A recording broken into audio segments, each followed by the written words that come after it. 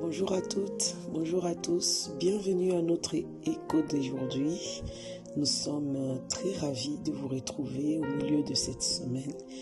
Nous croyons que vous allez bien et que la grâce de Dieu continue à vous garder, à vous préserver en cette fin d'année.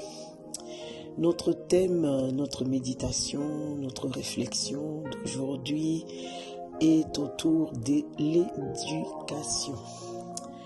Le titre la question à quoi on va répondre ou encore l'analyse qu'on va avoir à faire, c'est que concernant l'éducation des enfants, notre propre éducation en tout cas, nous tous on a été enfants de quelqu'un, on va parler du fait que le père instruit et la mère enseigne.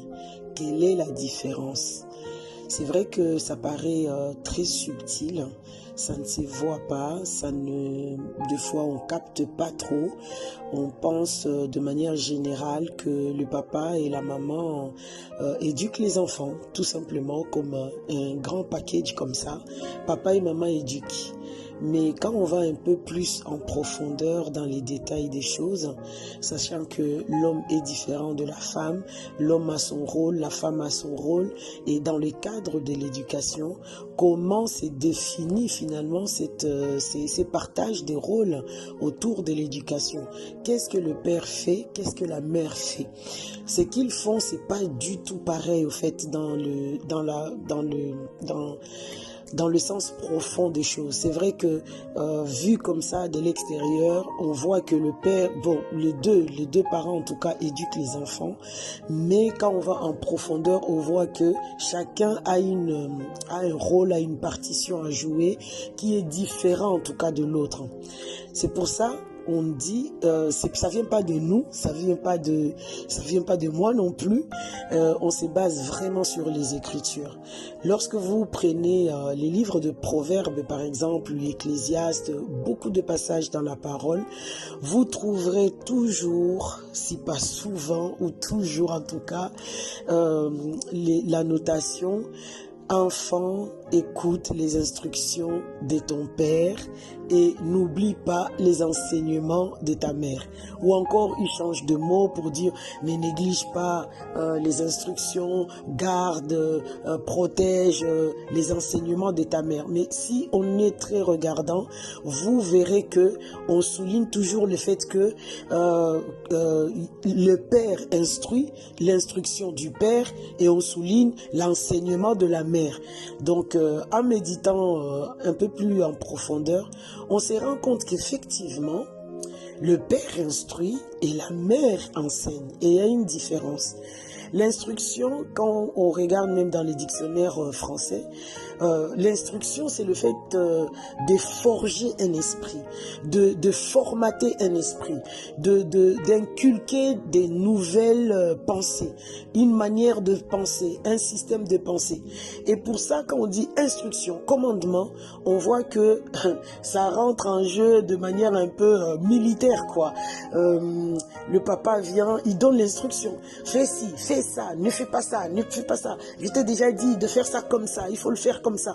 Deux fois, souvent, si vous êtes observateur, vous verrez que l'homme ou encore le père ne s'attarde pas trop, ou c'est pas trop vraiment son souci de s'asseoir et puis des fois d'expliquer à l'enfant par A, par B, voilà, si je t'ai dit de ne pas toucher au feu parce que, et des fois quand les enfants à l'âge de 2 ans jusqu'à un certain âge, quand ils commencent à poser des questions, pourquoi, des fois le papa, fou là là, mais pourquoi, fais, on t'a dit de faire, tu fais. Ok, en fait, le père instruit, le père formate la pensée. Le père est comme un semeur qui vient dans le champ du cœur de l'enfant. Il sème les semences, il sème. Et quelque part, il sème, il s'en va. Il sème, il s'en va. C'est son rôle. Et à côté de ça, on nous dit, et la mère enseigne. C'est quoi la différence ?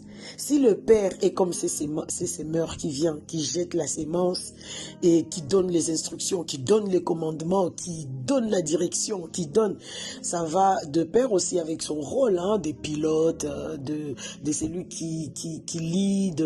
Il n'a pas trop le temps de s'occuper des détails, au fait. Et son aide semblable, qui est son complément, va rentrer en jeu après que lui, il a sémé en fait les instructions.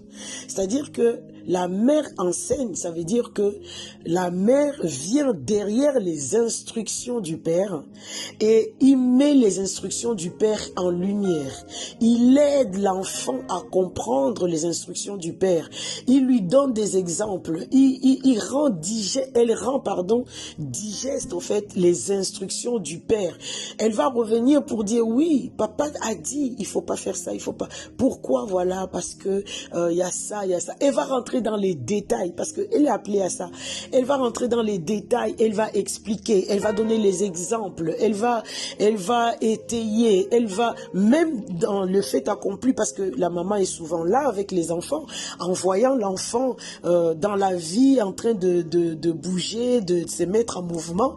La mère peut saisir une occasion où l'enfant est en train soit d'appliquer, ou il va lui faire comprendre, ah, tu vois ce que ton papa, ou tu vois ce qu'on te dit quand on te parle de ça, parce que la mère aide en fait l'enfant à faire les associations entre la vie pratique, la vie réelle sur le terrain, avec les instructions en fait qu'on lui donne à l'enfant. Donc le rôle du père et de la mère, pas du tout identique. Le père va instruire, va déposer des sémences et la mère va venir derrière les sémences que le père a déposées pour pouvoir les rendre compréhensibles, digestes. Elle va étayer, elle va donner les exemples, elle va l'élargir, elle va vraiment aider l'enfant à aimer même l'instruction en question, parce qu'elle va l'amener sur le terrain de la vie, à lui montrer par A plus B, tu vois, si tu avais écouté, si tu avais obéi, tu n'allais pas avoir telle conséquence. Tu vois ce qui vient de t'arriver. Tu vois, au fait, la mère est là, elle est comme l'arroseur derrière le père. Elle arrose, elle entretient, elle enlève les mauvaises herbes, elle aide au fait que la sémence qui a été plantée puisse grandir correctement et porter beaucoup de fruits. Et pour ça, leurs deux rôles est vraiment complémentaire. Le père instruit, la mère instruit. Pour cela, on veut en arriver où? C'est pour dire, dans le couple, faisons très attention à ce que chacun, le père et la mère, l'époux et l'épouse, que chacun puisse tenir son rôle, que chacun puisse faire ce qu'il est ou qu'elle est appelé à faire. Dans certains foyers, tu vas voir, lorsque le père donne les instructions, la mère contredit. Ou lorsque la mère enseigne, le père contredit. C'est pas bon. Nous sommes appelés à devenir une seule chair. Et même là, dans notre rôle d'éducateur des enfants, nous devons tenir un seul langage. Nous devons travailler de manière complémentaire. Même si tu vois, si le père donne une instruction un peu bizarre, louche, tout ça, c'est pas la peine de le dire, de lui faire comprendre ou de contredire le père devant l'enfant. Il faut prendre le père à part.